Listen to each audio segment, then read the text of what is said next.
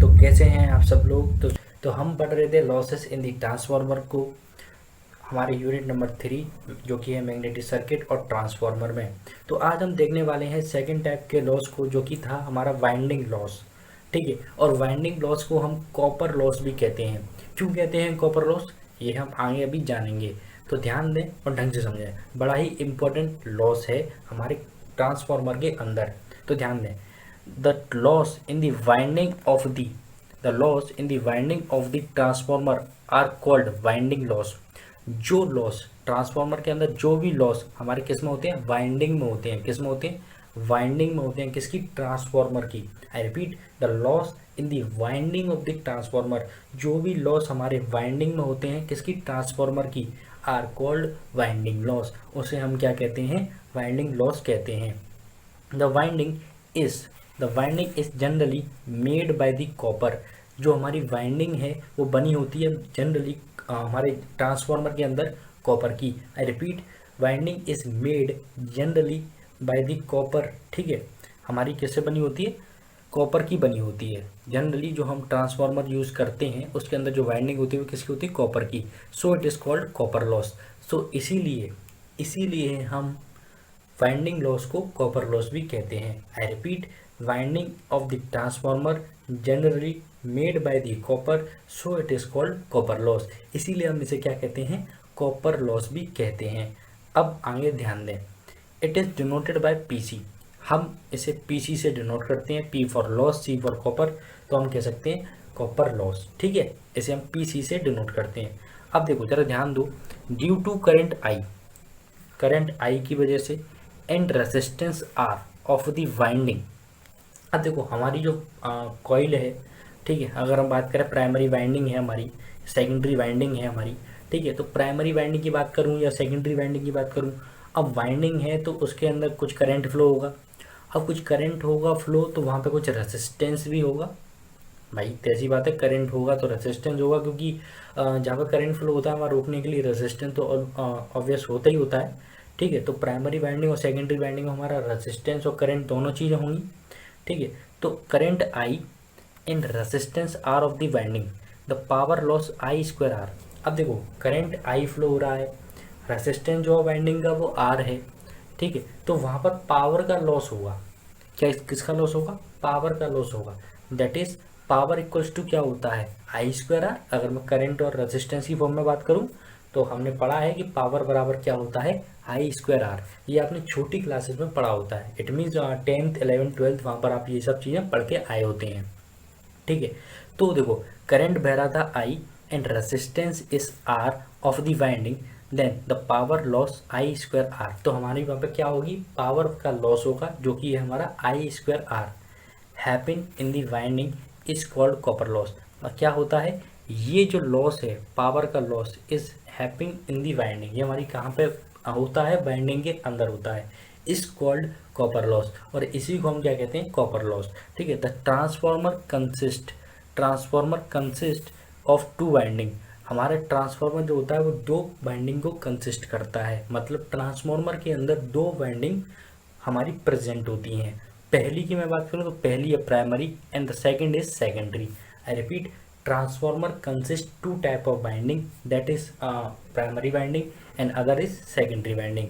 ठीक है, so total copper loss, तो टोटल कॉपर लॉस क्या हो जाएगा, पीसी हमारा copper loss equals to copper loss in the primary winding plus copper loss in the secondary winding. ठीक है, ये हमारा हो जाएगा, सिंपल सी मैथमेटिक्स है। ठीक है, दोनों लॉसों को जोड़ दिया हमने, जो प्राइमरी में हो रहा है और सेकेंडरी में भी। ठीक है, उन दोनों लॉसों को जोड़ दिया तो वो हमारे किसके बराबर होगा, टोटल कॉपर लॉस के। ठीक है, देन कॉपर लॉस को हमने नोट किया पीसी से। अब copper loss in the primary winding, अगर मैं प्राइमरी वाइंडिंग के अंदर कॉपर लॉस निकालूँ, कॉपर लॉस प्राइमरी वाइंडिंग के मतलब क्या है, प्राइमरी वाइंडिंग का रेजिस्टेंस प्लस प्राइमरी वाइंडिंग में जो करंट फ्लो हो रहा है। तो प्राइमरी वाइंडिंग में करंट फ्लो हो रहा है, इट मीन्स करंट हो जाएगा I1, क्योंकि I1 करंट ही फ्लो होता है प्राइमरी में। ठीक है, और R1 हो जाएगा वहाँ पर रेजिस्टेंस। तो पावर लॉस होता था हमारा, पावर का फॉर्मूला आई स्क्वायर आर, यहाँ पर आई क्या है, I1, तो I1 स्क्वायर R1 हो गया।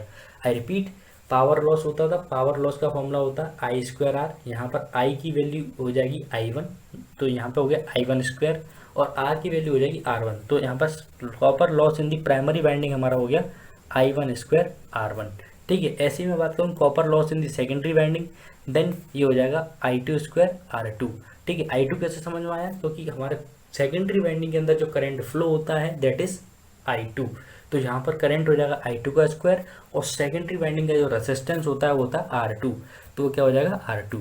ठीक है, अच्छा ये तो बात समझ में आई। लेकिन अगर मान के चलो मैंने ट्रांसफार्मर को कन्वर्ट कर दिया है, मतलब मैंने एक इक्विवेलेंट ट्रांसफार्मर की मैं जब बात करूँगा, ठीक है, इक्विवेलेंट ट्रांसफार्मर की, तो मैंने वहाँ देखा था मैं वहाँ पर दो वाइंडिंग को बात नहीं करता हूँ, मैं सिर्फ एक ही वाइंडिंग की बात करता हूँ। ठीक है, या तो मैं बात करूँगा वहाँ पर प्राइमरी वाइंडिंग की ही, या फिर मैं बात करूँगा सेकेंडरी वाइंडिंग की ही। आई रिपीट, जब मैं इक्विवेलेंट ट्रांसफार्मर की बात करता हूँ तो मैं सिर्फ एक ही वाइंडिंग की बात करूँगा, या तो प्राइमरी की या सेकेंडरी की।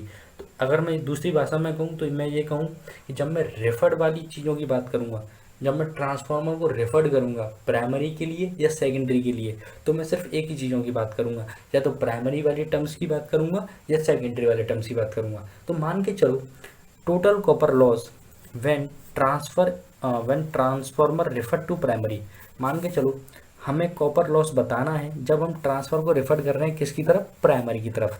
आई रिपीट, हमें ट्रांसफार्मर में कॉपर लॉस बताना है, टोटल कॉपर लॉस बताना है कब, जब हम रेफर कर रहे हैं प्राइमरी के लिए। तो प्राइमरी के लिए मैंने आपको बताया था कि प्राइमरी में सिर्फ प्राइमरी वाले टर्म्स आएंगे।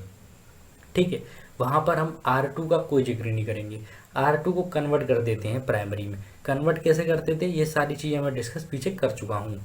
ठीक है, तो यहाँ पर कॉपर लॉस क्या हो जाता है, PC से copper loss equals to I1² current का स्क्वायर। ठीक है, और रेसिस्टेंस जो होता है यहाँ पर वो हो जाएगा यहाँ पर क्या, R01। What is R01? It is the equivalent resistance when कब, when secondary referred to primary. ठीक है, ये आपको मैं पीछे डिस्कस कर चुका हूँ, ये किसके बराबर होता था ये भी वहाँ पर मैं बता चुका हूँ, तो आप देख लीजिएगा। ठीक है, तो आई होप आपको ये समझ में आया होगा।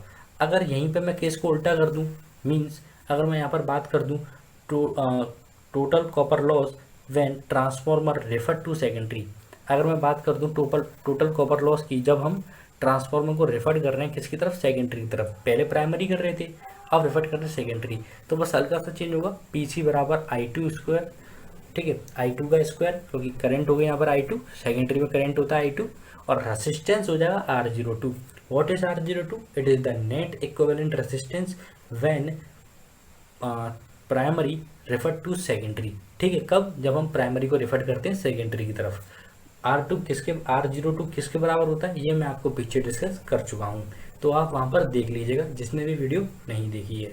ठीक है, और मैं आपको एक इम्पोर्टेंट बात और बता दूँ, तो मैं अपने वीडियो लेक्चर में डिस्क्रिप्शन में वीडियो का लिंक भी दे देता हूँ, तो अगर आपको कोई वीडियो देखनी हो तो वहाँ से आप जाके चेक कर सकते हैं। ठीक है, आगे मैं बात करूँगा टोटल लॉस की। अब देखो हमने क्या पढ़ा, ट्रांसफार्मर के हमने अंदर पढ़ा कोर लॉस, और कोर लॉस प्लस हमने एक और लॉस के बारे में पढ़ा जो था वाइंडिंग लॉस। ठीक है, तो अब मैं बात करूँ टोटल लॉस, तो ट्रांसफार्मर के अंदर टोटल लॉस कितना हुआ, तो टोटल लॉस को अगर मैं डिनोट करता हूँ P से, तो टोटल लॉस क्या होगा, आयरन लॉस मतलब वही core loss plus copper loss मतलब वाइंडिंग लॉस, क्योंकि दो ही टाइप के लॉस थे। तो कॉपर को लॉस को डिनोट कर दिया मैंने PC से, और आयरन लॉस को डिनोट कर दिया मैंने PI से। That means P that is total loss equals to iron loss plus copper loss. तो आई होप आपको ये वीडियो क्लियर हुई होगी। तो आज की वीडियो में इतना ही, मिलते हैं नेक्स्ट वीडियो में, तब तक के लिए थैंक यू।